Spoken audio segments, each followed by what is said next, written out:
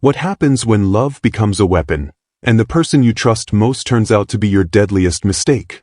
At Maple Ridge Women's Correctional Facility, Warden Evelyn Harper thought she controlled everything, until an inmate walked in with secrets darker than her own. By the time she realized the truth, it was already too late. Hey, don't forget to like, comment your thoughts, please subscribe for more shocking crime stories, and hit the bell icon. The darkest truths are yet to come.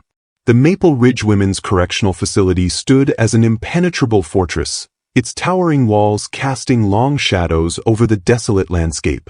Known for its ironclad discipline, it was run by Evelyn Harper, a warden whose reputation for perfectionism struck fear into both inmates and staff alike. Her sharp eyes missed nothing, her voice carried authority, and her decisions were final, no exceptions. Yet today, something felt off.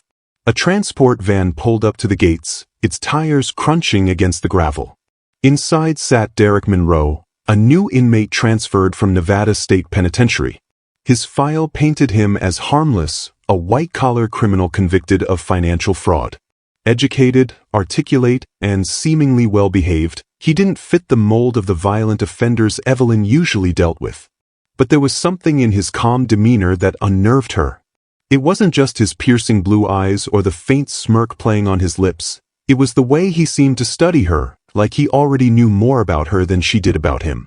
As Derek stepped out of the van, his gaze locked onto Evelyn's with unsettling intensity. For a moment, time froze. Then, almost imperceptibly, he leaned closer to the guard beside him and whispered, "This will be interesting."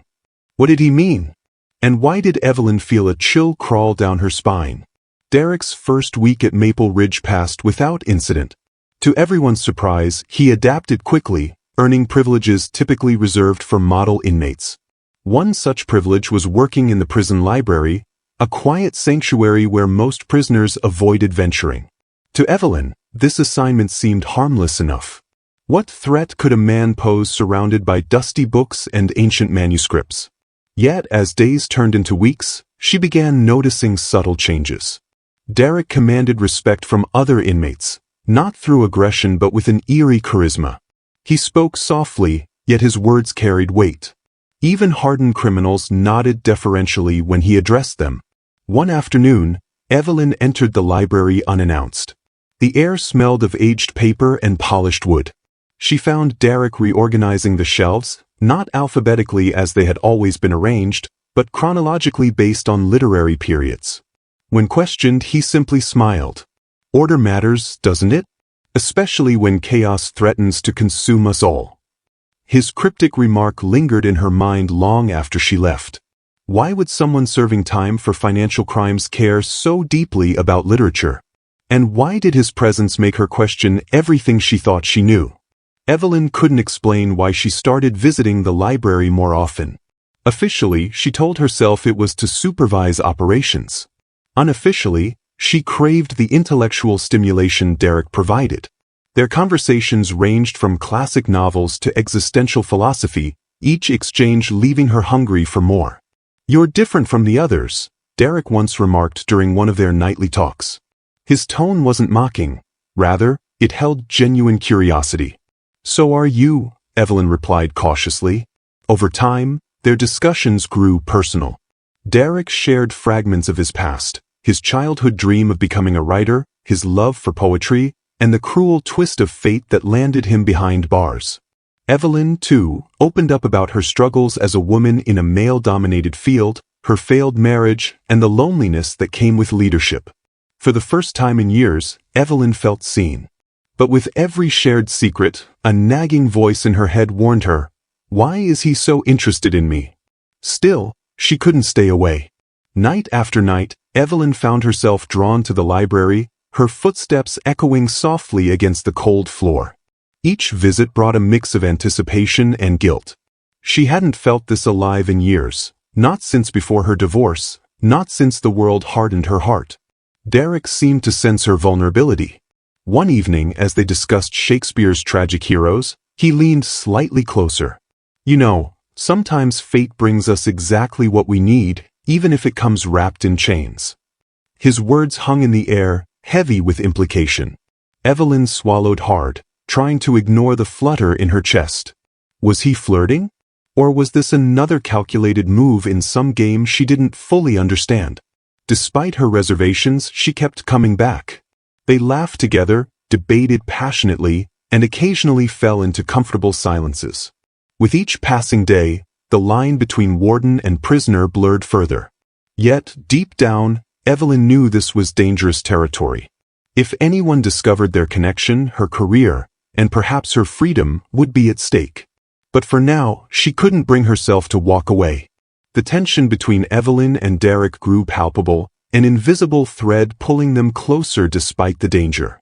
One evening, as they exchanged a worn copy of Crime and Punishment, their fingers brushed against each other. The contact lasted only a second, but it sent a jolt through Evelyn's body. She pulled her hand back abruptly, her cheeks flushing with heat. "What's wrong?" Derek asked, his voice calm yet probing. "Nothing," Evelyn snapped, though her trembling hands betrayed her. She turned away, pretending to inspect a shelf, but her heart raced. What was happening to her? This wasn't just professional curiosity anymore. It was something far more dangerous. Derek watched her intently, his expression unreadable.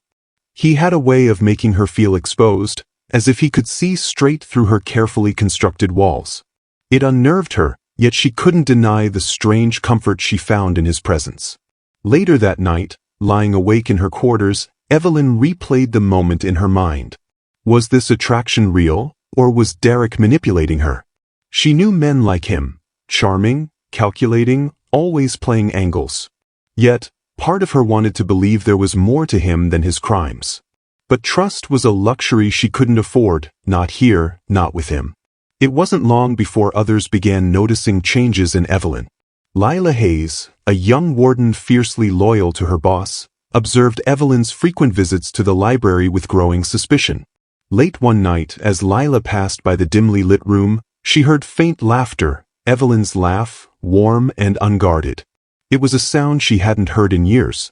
The next morning, Lila approached Dr. Rachel Klein, the facility psychologist, voicing her concerns. "Something's going on with Warden Harper," Lila confided. "She's been acting different." Rachel listened thoughtfully before responding. "Be careful, Lila. Men like Derek Monroe are experts at manipulation. They find your weaknesses and exploit them without remorse." Her words planted seeds of doubt in Lila's mind. Could Derek be using Evelyn? And if so, what was his endgame? Meanwhile, Evelyn remained oblivious to the whispers around her. Lost in her secret world with Derek, she failed to notice the storm brewing outside the library doors. A heavy snowfall blanketed Maple Ridge, muffling the usual sounds of the prison yard.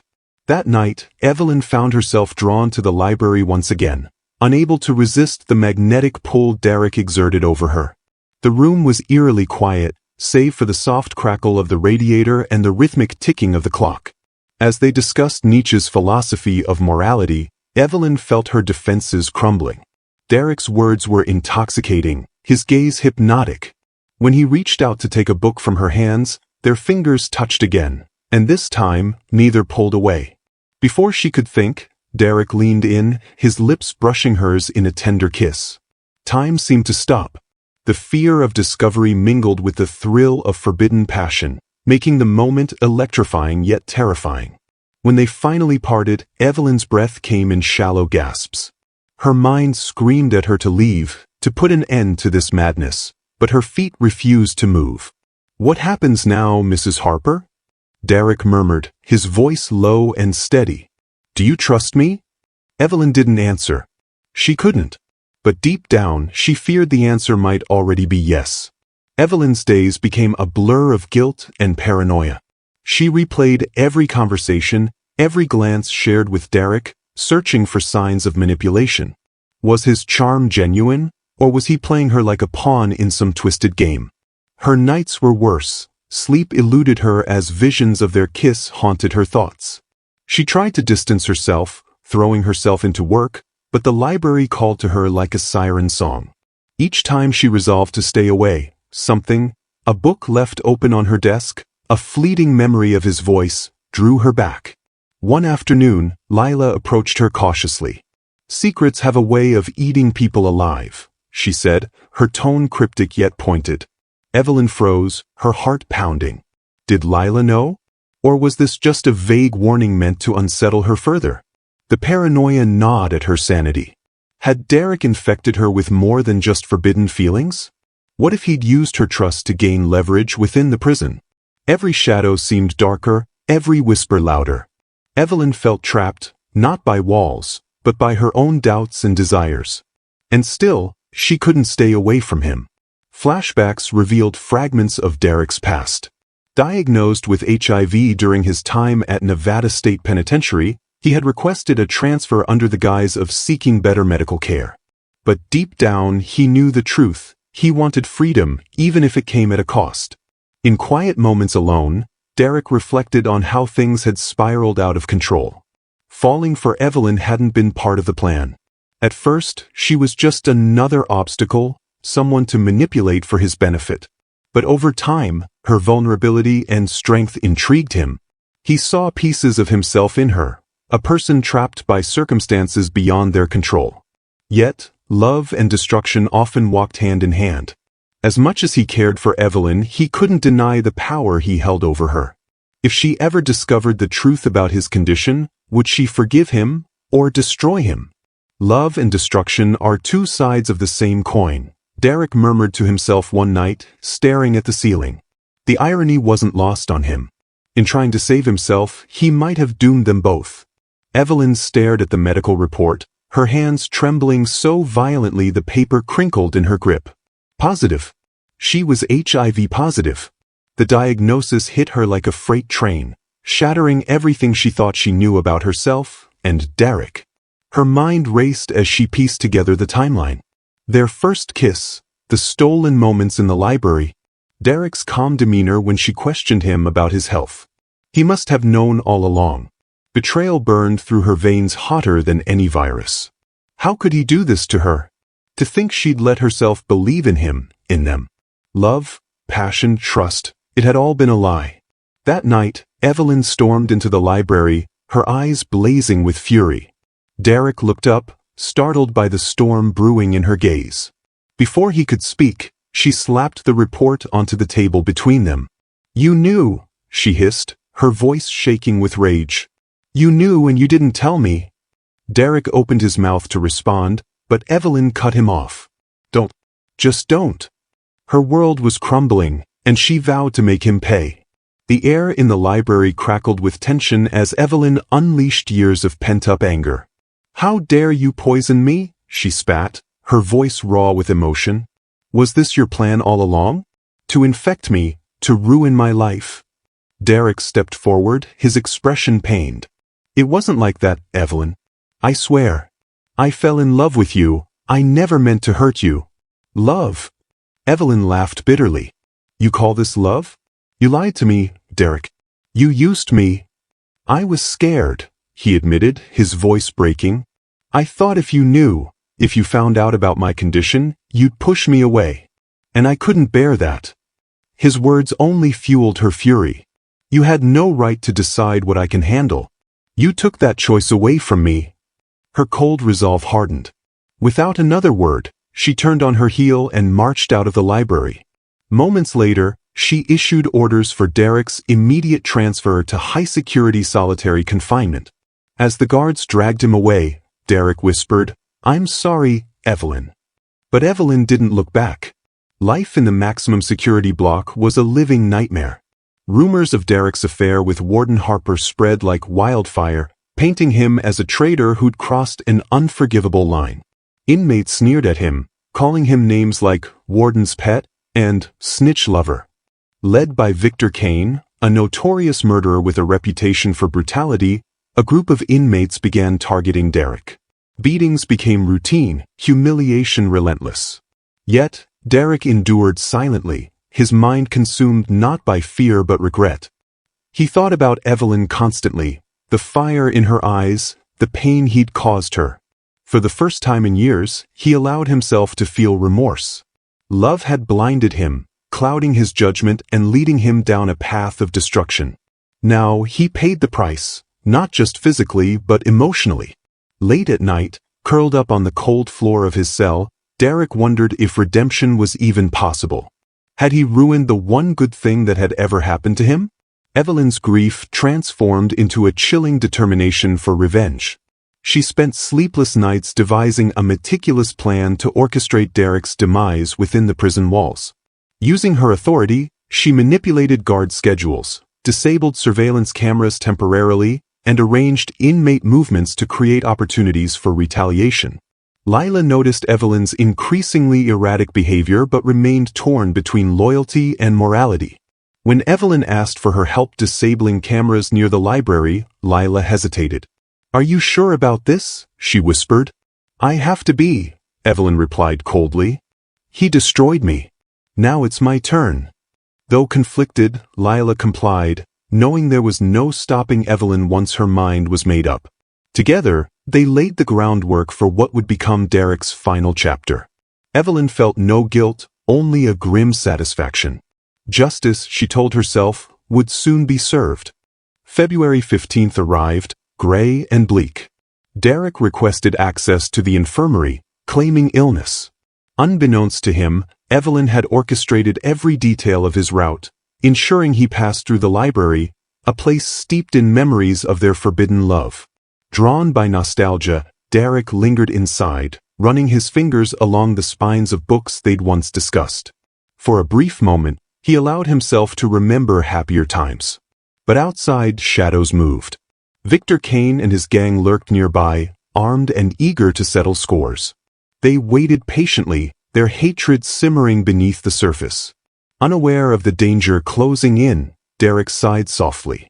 "It all started here," he murmured. Little did he know, it would end here too. The library fell eerily silent as Derek realized he wasn't alone. Shadows moved between the shelves, and soon Victor Kane emerged, flanked by his accomplices. Their faces were masks of malice, their intentions clear. Well, Victor sneered, cracking his knuckles. "Look who decided to visit the scene of his betrayal." Derek backed away instinctively, but there was nowhere to go. The room became a cage, its walls lined with books instead of bars. Victor lunged first, grabbing Derek by the collar and slamming him against a shelf. Books tumbled down like rain, scattering across the floor. A brutal struggle ensued. Derek fought back with desperation, landing punches that barely fazed his attackers. Outnumbered and outmatched, he stumbled backward, clutching a copy of Jane Austen's Reason. Its pages fluttered open in his trembling hands, a cruel irony given the chaos unfolding around him. As blows rained down, Derek collapsed onto the cold floor, blood pooling beneath him. His vision blurred, but he clung to the book until his strength failed. With his final breath, he whispered, "Love always finds a way." Then silence. The only sound was the faint rustle of pages stirred by the draft from an open window. Detectives Grant Ellis and Sophia Reyes arrived at Maple Ridge the next morning, their expressions grim. News of Derek's murder had spread quickly, sparking whispers among staff and inmates alike. Initial suspicion fell on Victor Kane, whose reputation for violence preceded him. Yet, as evidence mounted, inconsistencies emerged. Security footage showed camera outages precisely when the attack occurred. Guard rotations appeared unusually erratic. Someone had orchestrated this hit, and it wasn't just a random act of vengeance. Evelyn sat calmly during questioning, her composure unshaken. She answered every question with practiced precision, masking any trace of guilt. When asked about her relationship with Derek, she dismissed it as purely professional. "Why would I care what happens to an inmate?" she said coolly, meeting Detective Reyes's probing gaze without flinching. But Reyes wasn't convinced. Something about Evelyn's icy demeanor hinted at deeper truths buried beneath the surface. Lila found herself caught in a moral tug-of-war. As detectives dug deeper, they turned to her for answers. Reluctantly, she revealed fragments of what she'd witnessed: Evelyn's frequent visits to the library, her erratic behavior before Derek's death, and the suspicious timing of camera malfunctions. "I don't know what happened," Lila admitted, her voice trembling. "But Warden Harper, she's not the same person anymore." Meanwhile, Detective Reyes pieced together anomalies in the security logs. Camera outages coincided perfectly with Derek's movements.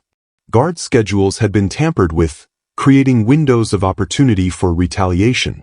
It all pointed to insider interference, but tying it directly to Evelyn required more than circumstantial evidence. Yet, cracks began to show in Evelyn's facade. Late at night, she paced her quarters, haunted by memories of Derek's final moments. Her reflection in the mirror revealed a woman consumed by guilt and rage, though no one else could see it. Reyes grew increasingly suspicious, sensing Evelyn was hiding something, but proving it would take more than intuition. Evelyn played mind games with the investigators, leveraging her authority and intimate knowledge of the prison system. She anticipated their questions, sidestepped their traps, and maintained an air of detached professionalism. "You're chasing ghosts," she told Detective Reyes during one particularly tense interrogation. "Focus on the real criminals here, the ones who attacked Derek Monroe." But beneath her calm exterior, Evelyn wrestled with the cost of her revenge. Nights brought sleepless hours filled with haunting visions of Derek's lifeless body and the weight of her actions pressing down on her soul. She had sought justice, or so she told herself, but now she wondered if she'd merely perpetuated a cycle of destruction. One evening, Lila confronted her in the warden's office. "You've won," Lila said bitterly. "But at what price? You've become everything you once despised." Evelyn didn't respond. Instead, she stared out the window, watching snowflakes swirl in the wind. Love, betrayal, revenge, it had all come full circle, leaving her hollow. Despite mounting circumstantial evidence, the investigation hit a dead end. There was no concrete proof linking Evelyn to Derek's murder. Surveillance gaps couldn't be traced back to her, and witness testimonies remained inconclusive. The district attorney reluctantly dismissed the case due to lack of direct evidence.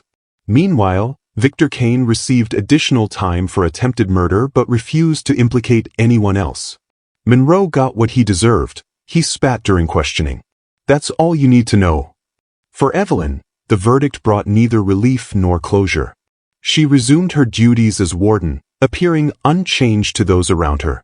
But inside, she felt fractured, her humanity eroded by the choices she'd made. The library underwent renovations, its shelves rearranged, its atmosphere sanitized. Only the missing copy of Reason served as a silent testament to the tragedy that had unfolded within its walls. Months passed, and life at Maple Ridge continued as usual, or so it seemed. Evelyn carried herself with the same stoic determination, barking orders and maintaining order with ruthless efficiency. To outsiders, she appeared unchanged. But Lila noticed the subtle shifts. Evelyn's eyes, once sharp and commanding, now held a distant emptiness. Her laughter, rare even before, vanished entirely. The warmth she'd once shown in fleeting moments was replaced by an impenetrable coldness. The library reopened, its renovations erasing physical traces of the past. Yet, for Evelyn, reminders lingered everywhere. In the echo of footsteps, the scent of old books, the ghostly presence of Derek's voice whispering lines from forgotten novels. At night, Evelyn sat alone in her quarters, staring at the empty space where his file once lay. She wondered if she'd achieved justice or simply sown seeds of further destruction. Either way, she knew she'd never escape the consequences of her actions. 1 year later, Evelyn stood alone in the renovated library, running her fingers over book spines. The room smelled of fresh paint and polished wood, yet the weight of the past lingered heavily in the air. Detective Reyes's notes echoed in her mind. Sometimes justice doesn't come through the law, it comes through pain, betrayal, and revenge. Evelyn reflected on these words, wondering if her actions had brought closure or merely perpetuated a cycle of destruction. She thought of Derek often, his piercing gaze, his cryptic remarks, the love they'd shared before it turned toxic. Had he truly loved her, or had he seen her as another pawn in his game? And did it matter now, when both their lives were irrevocably shattered? As she left the library, Evelyn paused briefly, glancing toward the prison archives. Somewhere inside, Derek's file lay untouched, a chilling reminder that even love can become a deadly weapon behind bars. In the end, Evelyn realized she hadn't won anything. She'd lost herself, and perhaps, That was the true punishment. That's all for today. Thanks for watching. Catch you in the next one.